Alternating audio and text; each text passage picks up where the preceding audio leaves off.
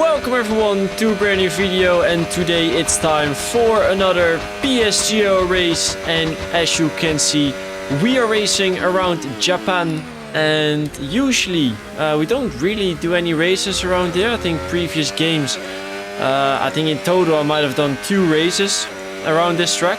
So yeah, looking forward to it. I really like Japan as a track. Pace wise, not really sure, but yeah, at least it's fun, and that's good. Our first lap is not really good, put us in P13 for the first runs in Q1, and now this is our final lap going through this first fast sector, and you can see, ooh, we had a little bit of understeer there. And now through this left-hander, we are going green, but yeah, made a little mistake there by understeering. It's a 2-1 first, and that's fine. Into this right-hander, flick it into that, went a little bit too wide and bottomed out a tiny bit into this hairpin, flick the wheel, because the front have so much grip. Now on the exit, small moment, but not too bad. And now we're going into Spoon, a very fun corner, but very difficult. It's such high speed. Taking that curb, let it run out wide. Now come back to the inside and let it run out again. And was a bit careful, I would say. We are 1.5 tenths up. We need a good last sector to get a good lap in. Need at least 2 tenths, I believe, to get it. Now into this right-hander, left-hander. A little bit too early, didn't come out nicely there at the end of the corner, didn't gain any lap time compared to a Delta. That's P9 for now. You see on my face, I doubt if it will be enough. We're already 3 thousandths behind Nicholas Longe, so like a tiny bit better chicane would have got us so many positions up. Now it's Lucas Blakely going past, and it's only Ulas and No way, I choked it on this track. Both, that's insane. They're both very good in qualifying. That's insane. So they are probably going to knock me out, especially Jarno is of course very consistent. What are those laps, man? Oh my god. So yeah, even though the lap was not great, a 6.2 from Otis is absolutely nuts. That must have been a really good lap for him as well. So yeah, last sector, lost a lot of lap time. Everything in the last. Compared to what I did in practice. So yeah, it's P17 for us. It's P1 for Fredrik Rasmussen. He did a 2.6, which I feel like is a really good lap. Freddy seems to be really fast on this game. So that's it for qualifying, and let's get into the race. Here we are then at the start of the race. As you can see, we're going to start on a hard tires. Usually on pretty much every track you start on mediums. But you will see as well on the top left, everyone around us is on hards. And I can confirm that over half the grid is on the hard tires. So that will be interesting in this race. Now our start seems to be okay. And we have to try and make some moves, as I got some red arrows around me from behind. So we need to be careful. We need to make ourselves as wide as possible through this S section in order to not get overtaken. Now Nicholas went pretty wide, but I didn't want to commit to that gap, because you can't make it around the outside in this left-hander anyway. And now we keep our position. Yours almost went for a little look down the inside, and that was very close actually. Very easy to lose your front wing, and now especially in this hairpin, this is going so slow. And now you can see there's an end plate. Someone has damage. So someone has damage. I don't know who. And we don't know who it is. But yeah, there's such high-speed corners on this track, so you will see. And look at Istvan, he's understeering a lot. And yeah, it seems like he's the one with damage. So hopefully we get past him as soon as possible. But now you can see he's going side by side. He's braking too late, and he's going off track. And that's a free position for us. Turns out it actually wasn't Istvan, or maybe as well, but the front end plate we saw is from Tycho Hardy.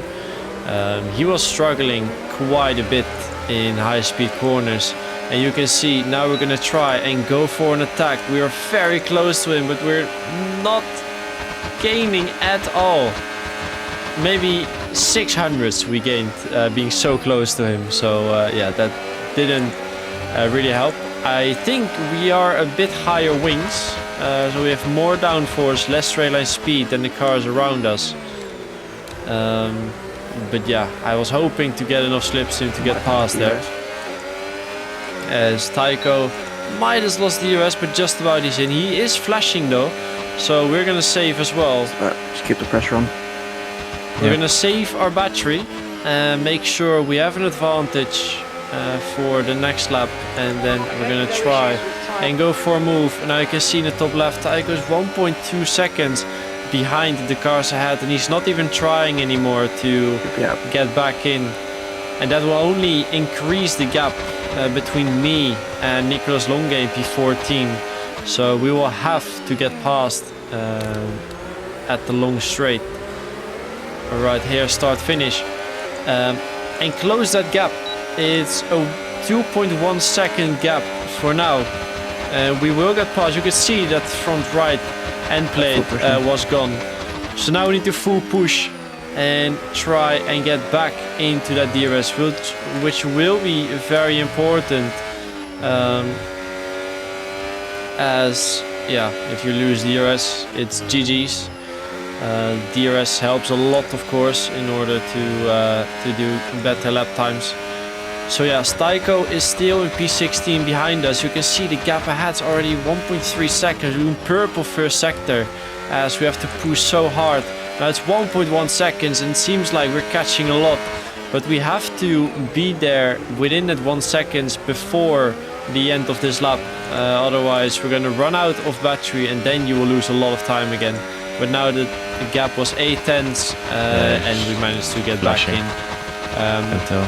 But Joris in P16 and Alvaro didn't manage to get back in the train. And now in P9 it's John Evans in the Ferrari who's going in. He was on mediums, he's going on to the hards. He was around P10, so he's going to go for an undercut. Try and get a track position. And now in lap 10 it's the majority of the other hard runners that are medium runners that are going in. So up to P11 we go, and I think now you can see fine. We are staying pretty close. So far. Thinking +1 or +2 just to create an offset. Yep. So that's my engineer Thijs there. He said we're going +1, +2, and our reference lap was lap 15, so we're planning on going quite long. We also did expect hard runners to go in pretty soon, as there are many guys on hard. So Nicolas Longe is going in, and there are 2 other guys who already go in. They want to go for an undercut, get the track position as well, and they hope that it is difficult to overtake. Now you can see Alfie Butcher, he's 1 second ahead of us, so we need to catch up to him as well again. And there's Lucas Blakely in P4. He also has a gap to the cars ahead, so he probably won't be able to get back into the DRS as that gap is simply too big. But yeah, it seems like we managed to get close enough to Alfie Butcher. Without DRS? Fine. Probably just take the plan for now then. Yep.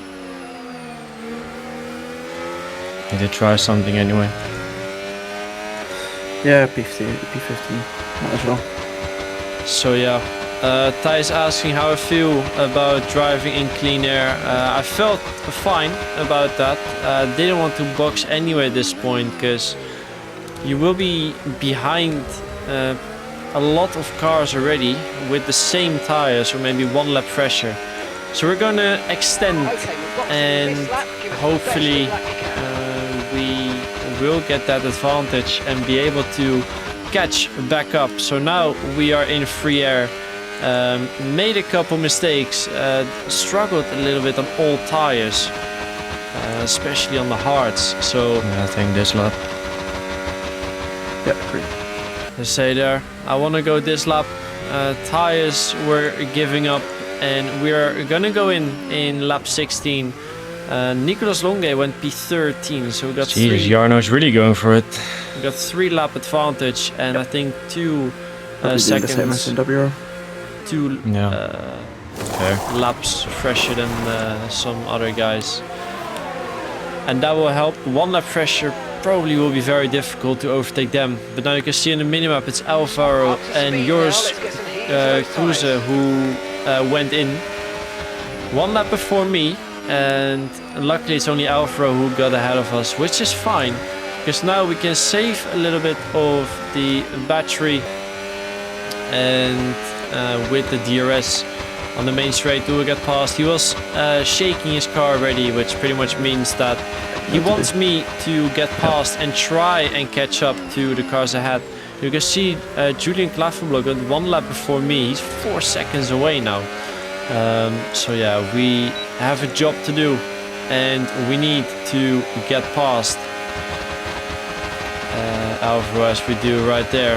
Now it's a 3.8 second gap, and we need to push very hard and use that fresh rubber to catch back up. You can see Jarno on the minimap is still out, and that means if he boxes this lap, he will have 2 laps fresher than us, so he will have a massive advantage to the car set. Now gap 2.8 seconds, then this left-hander, you can see that's Lucas Blakely, and he almost hit us there. So that was a bit scary, can't lie. Luckily he didn't hit us.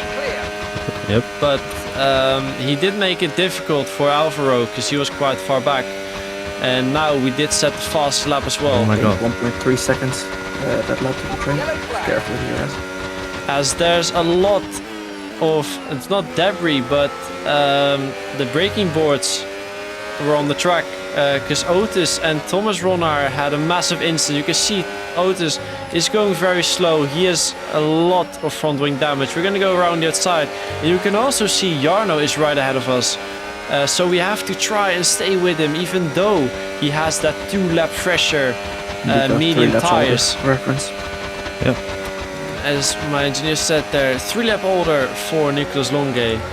And yeah, now it's going to start kicking off. Jarno's going to try and go for a move, but he couldn't really do it right there.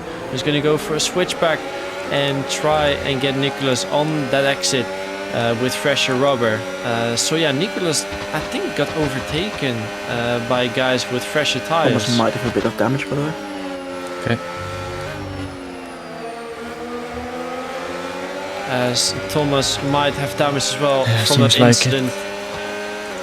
So left end plate is gone. that will make it a bit easier for us. Apparently his left end plate is gone. Now you can see Jarno's pushing a lot. We are just saving our battery because they will run out of battery themselves.